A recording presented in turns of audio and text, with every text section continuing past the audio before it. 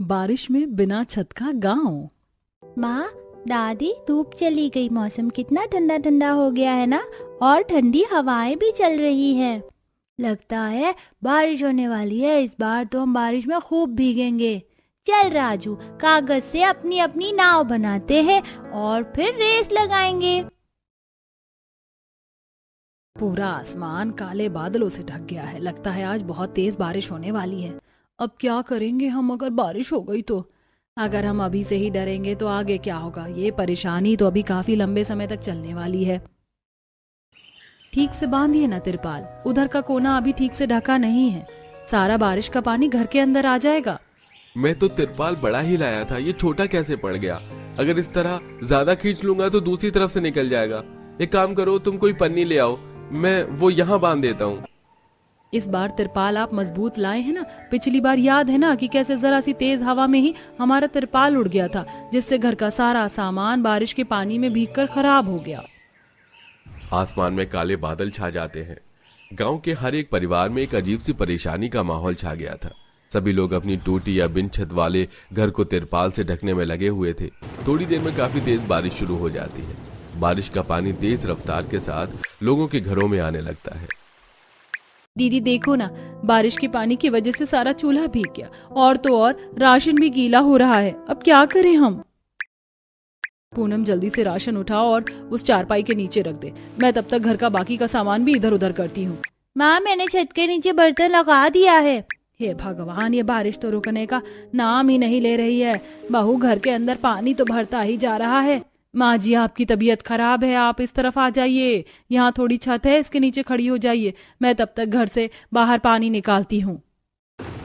बारिश का मौसम किसे नहीं पसंद। बारिश शुरू होते ही लोगों के घरों में गर्मा गर्म पकौड़े बनने शुरू हो जाते हैं। बच्चे बारिश में भीग रहे होते हैं तो वहीं कुछ लोगों के लिए बारिश प्यार लेकर आती है। लेकिन इस दुनिया में कई ऐसे लोग भी हैं जिनके लिए यह बारिश सिर्फ मायूसी, परेशानी और दुख लेकर आती है।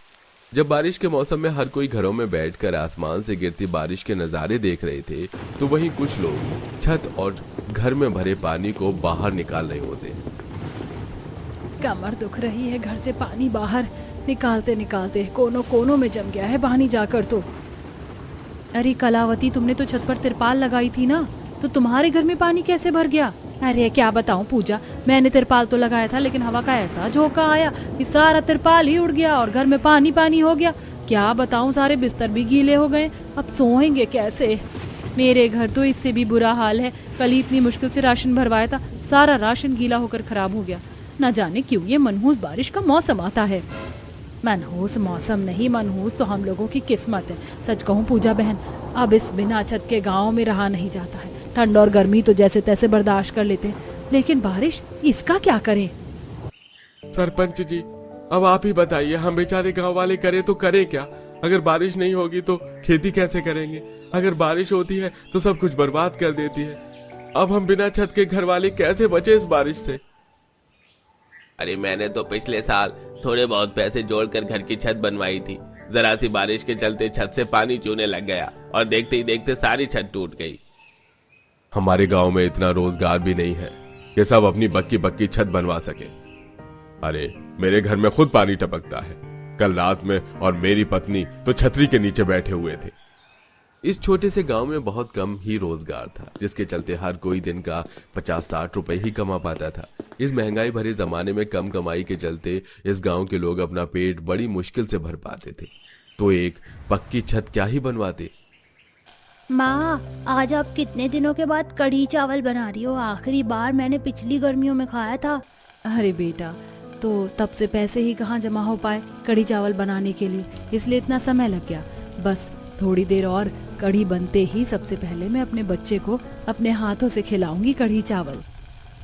अनीता चूल्हे पर अपने बेटे के लिए गर्मा गर्म कढ़ी चावल बना रही होती है।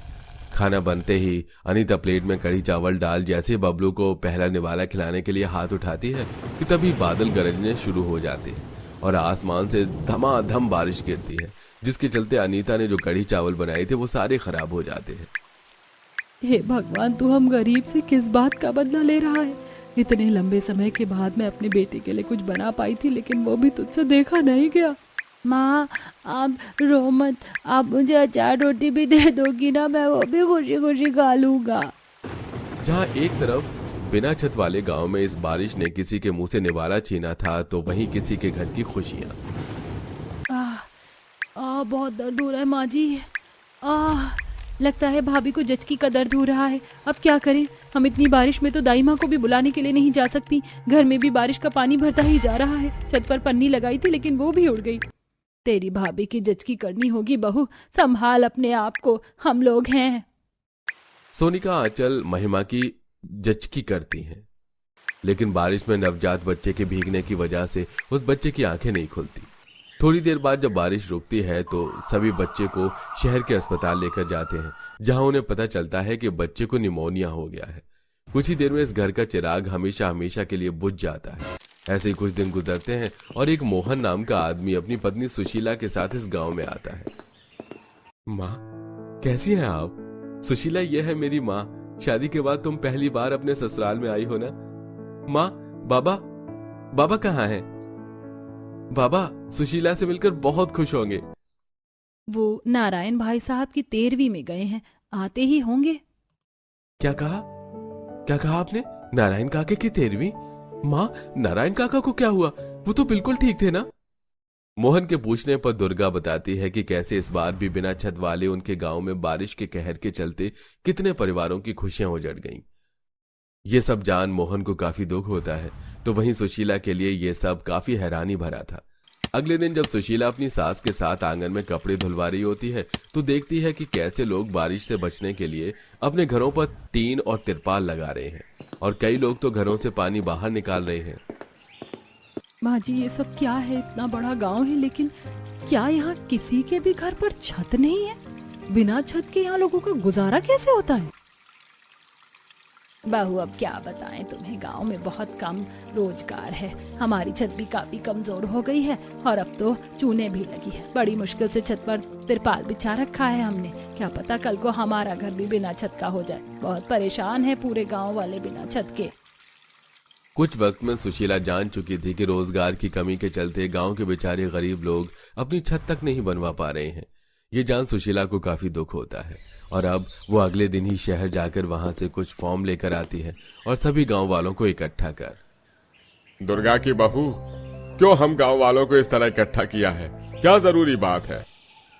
सरकार आजकल गरीबों की मदद करने के लिए अलग अलग तरह के फॉर्म निकाल रही है, जिसमें से ये फॉर्म घर बनाने के लिए, जिन लोगों के घर नहीं है या जिनके घर काफी कमजोर हैं तो उन्हें सरकार की तरफ से काफी कम ब्याज दर पर पैसे मिलते हैं। सरकार की तरफ से ही मजदूर लोग आते हैं और आपके घरों की मरम्मत करते हैं। जेब में पैसे होंगे तो सरकार को पैसे देंगे। यहाँ हमारा रोजगार नहीं है और तुम सरकार को पैसे देकर छत बनवाने की बात कर रही हो। पैसों को चुकाने के लिए आपको काफी लंबा समय दिया जाता है। और हाँ, एक जरूरी बात, घरों के फॉर्म के साथ साथ कुछ रोजगार के भी फॉर्म हैं इसके अंदर, जिसे आप लोग भरकर सरकार की तरफ से निकलने वाली नौकरी कर सकते हैं। सुशीला की बात सुन गांव के कई सारे लोग घरों के लिए तो कई सारे रोजगार के लिए फॉर्म भरते हैं। कुछ ही वक्त में सरकार की तरफ से मजदूर लोग आकर सबसे पहले लोगों की मजबूत छत बनाते हैं, तो वहीं कुछ वक्त में सभी लोगों को अब सरकार की तरफ से एक रोजगार भी मिलता है। सबकी छत बनने के बाद आज एक बार फिर मौसम खराब होता है। खराब मौसम को देख सभी के दिल में यही बात होती है कि कहीं दोबारा उनकी छत न टूट जाए, लेकिन इस बार ऐसा नहीं होता। माँ देखो ना, इस बार छत से पानी नहीं टपक रहा। छत तो काफी मजबूत है, इसका मतलब अब हम भी और लोगों की तरह बारिश के मौसम के मजे ले सकते हैं। अब ना ही हमारा बिस्तर भीगेगा और ना ही राशन चूल्हा और ना ही गांव में कोई बीमार होगा। इन सभी चीजों को देखते हुए सभी गांव वाले मिलकर सुशीला को काफी इज्जत देते हैं। मेरी बहू ने तो वो कर दिखाया जो इतने सालों से इस गांव में कोई नहीं कर पाया। अब से तुम दुर्गा की बहू नहीं बल्कि हम सब गांव वालों की बेटी हो। बिना छत वाले इस गांव में अब हर किसी के घर पर छत आ चुकी थी और अब हर बारिश के मौसम में गांव में कोई रोता नहीं, बल्कि सभी बारिश के मौसम में खुशियां मनाते हैं। और लोगों की तरह ये बारिश इन गांव वालों की जिंदगी में भी अब सिर्फ खुशियां ही लाती है। ले छोटी, ये सारी मिट्टी बाहर निकाल। बस भैया बस, अब मैं और कुछ नहीं कर सकती, मेरी हालत खराब हो रही है। सुहानी बेटी, अभी बहुत काम है। ये तो सिर्फ 2 फीट गहरा गड्ढा खुदा है, हमें कम से कम 8 फीट गड्ढे की जरूरत है अभी भी। माँ, मेरा गला बहुत सूख रहा है, 4 घंटे हो गए मैं गड्ढा खोदते हुए। जो भी हो सुहानी, काम तो करना ही पड़ेगा। देखो हम सब भी तो कर रहे हैं, गर्मी तो यहाँ सबको लग रही है, धूप भी इतनी तेज है।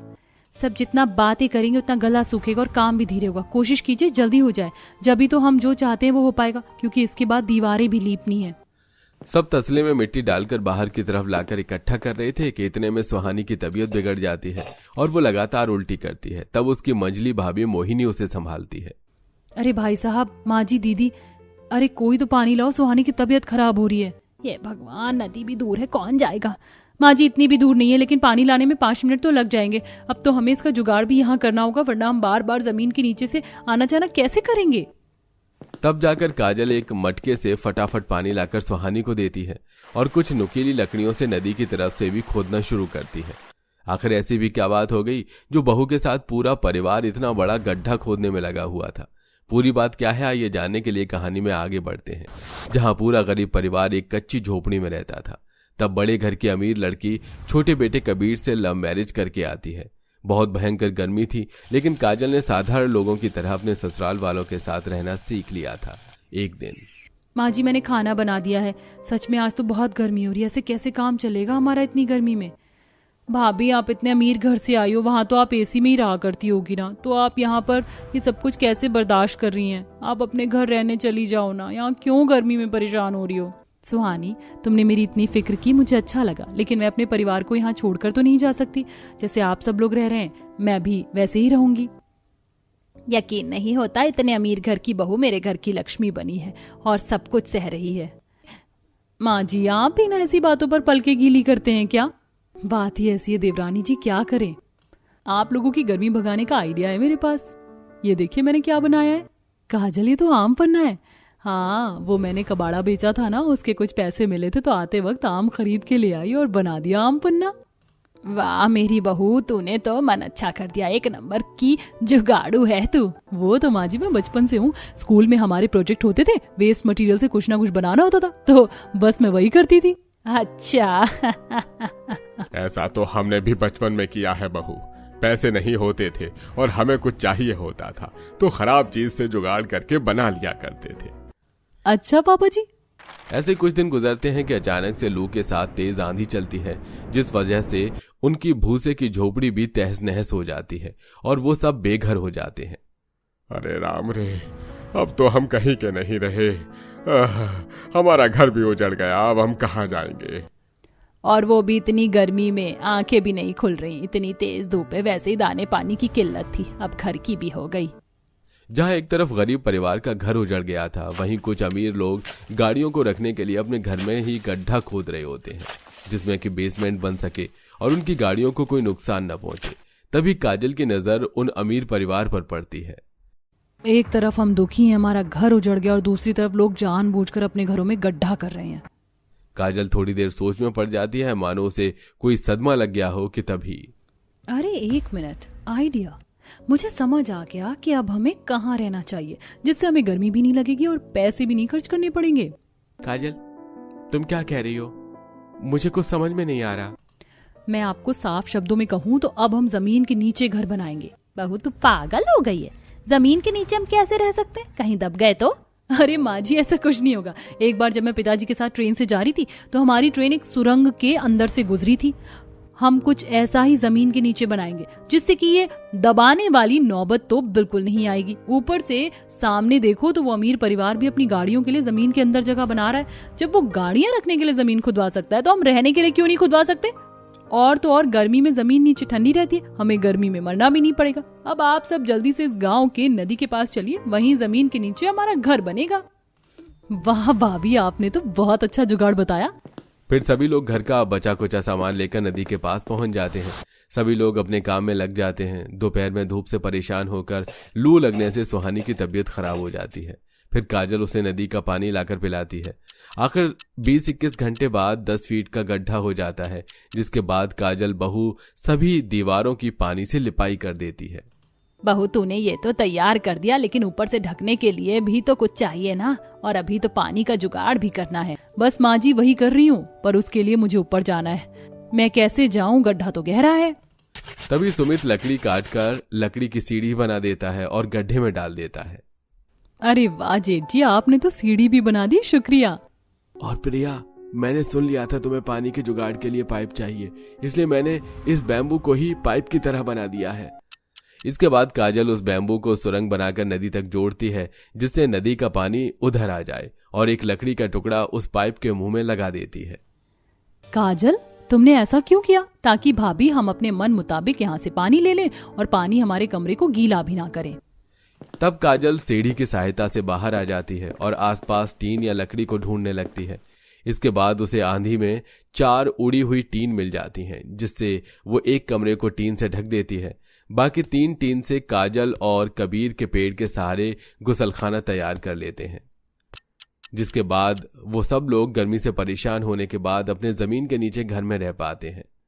वाह बहू, यहाँ तो बहुत ठंडक है। आपने बिल्कुल ठीक कहा माँ जी, इसीलिए तो मैंने जमीन के नीचे घर बनाया है। भाभी प्यास लगी है, कौन जाए बाहर धूप में लाने? नहीं, बार बार गर्मी में बाहर ना निकलना पड़े, इसलिए मैंने पानी का जुगाड़ यहीं जमीन के नीचे कर दिया है। ये देखो। तब काजल एक बाल्टी को सुरंग के सामने कर देती है और उसकी लकड़ी निकालती है, जिससे कि पानी आने लगता है और सभी पी लेते हैं। वाह बहू, अब जाकर प्यास बुझी है। पिताजी, 2 घंटे तक और धूप रहेगी। 7 बजे के बाद जब धूप चली जाएगी तो हम सब जेंट्स लोग ऊपर नहाने चलेंगे। हाँ, ये सही रहेगा। लेकिन माँ जी, खाने का क्या? यहाँ चूल्हे का इंतजाम तो है ही नहीं। तो दीदी आप टेंशन मत लीजिए, ये भी आप मुझ पर छोड़ दें।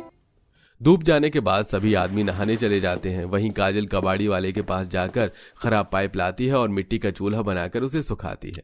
इसके बाद चूल्हे और पाइप को नीचे बेसमेंट में ऐसा लगाती है कि धुआं निकालने वाली जुगाड़ू चिमनी तैयार हो जाती है। फिर दोनों बहू खाना बनाती है। वाह काजल, यहाँ जमीन के नीचे खाना बनाने पर भी गर्मी नहीं लग रही। तुमने तो सच में बढ़िया जुगाड़ कर दिया। ऐसे ही दिन गुजरते हैं। गरीब परिवार जमीन के नीचे छोटे मोटे जुगाड़ करके रह रहा होता है, और जब उन्हें सोना होता था तो चूल्हा हटाकर वो वहीं सुरंग में ही सोया करते थे। बहू, हमारे भाग्य खुल गए जो तू हमारे जीवन में आई। अब यही मेरा परिवार है, तो ये सब तो करना ही था। अब सब सो जाते हैं। अगली सुबह बहुएं खाना तैयार करती हैं और तीनों के पति सीढ़ी से बाहर निकलते हैं। अरे बाप रे, धूप तो मानो खींच कर थप्पड़ मार रही हो। हाँ भैया, बहुत धूप है, लेकिन घर चलाने के लिए काम पर तो जाना ही होगा। ये तो है। ऐसे ही शाम हो जाती है। बहुएं जमीन के नीचे वाले कमरे से निकलकर बाहर के सारे काम निपटा लेती हैं, जैसे कपड़े धोना, सब्जी लाना, साफ सफाई करना, ये सब। बाप रे, दिन में निकलना तो बहुत मुश्किल हो जाता है। हाँ, बहुत चिलचिलाती धूप है। शुक्र है हमारा जमीन के अंदर घर है, जिससे गर्मी का पता नहीं चलता है। शुक्र है भगवान ने ये शाम और रात बनाई है, वरना इंसान तो पापड़ बन जाए ऐसी धूप में। कुछ ही देर में तीनों बहू कपड़े धोकर सुखाकर जब अपने जमीन के नीचे घर में घुस रही होती हैं, तो एक बिल्डर उनसे पूछताछ करता है। ओ माय गॉड, आप लोगों ने जमीन के नीचे एक घर बना रखा है। ऐसा लग रहा है जैसे आपने एसी चला रखी हो। शाम हो रही है, फिर भी बाहर इतनी गर्मी है और यहाँ इतनी ठंडक। क्या ये मुझे मिल सकता है? जो कीमत बोलोगे वो मैं दूंगा। माफ कीजिएगा साहब, ये घर हमारा है, इसे हम बेच नहीं पाएंगे, वरना हम सब कहाँ रहेंगे। आपको ये घर बनाना आता है तो आप एक और बना लो, मुझे इसे दे दो, मैं आपको मुंह मांगी कीमत दूंगा। देखिए सर, ये घर ही हमारा सहारा बना है, इसकी कोई कीमत नहीं है, लेकिन एक आइडिया मेरे पास है। मैं ऐसा ही घर बनवाने में आपकी मदद कर सकती हूँ। वाओ, ये तो अच्छी डील है। ठीक है, डन। बिल्डर काजल को 10-15 लाख रुपए जमीन के नीचे घर बनाने के लिए देता है, जिससे पूरा परिवार 5 दिन में उनका घर बनाकर तैयार कर देता है, और वो लोग उन पैसों से अपने लिए एक बड़ा आलीशान घर खरीद लेते हैं, जहां उन्हें हर चीज की सुविधा थी। माँ जी, आखिर हमारी मेहनत रंग लाई। अब हमें जमीन के अंदर नहीं, जमीन के ऊपर ही गर्मी से राहत मिल रही है। एसी, फ्रिज, ये बड़ा घर, सब कुछ मिल गया हमें। हाँ बहू, तूने सही कहा। इसी तरह इस कहानी का एक सुखद अंत होता है।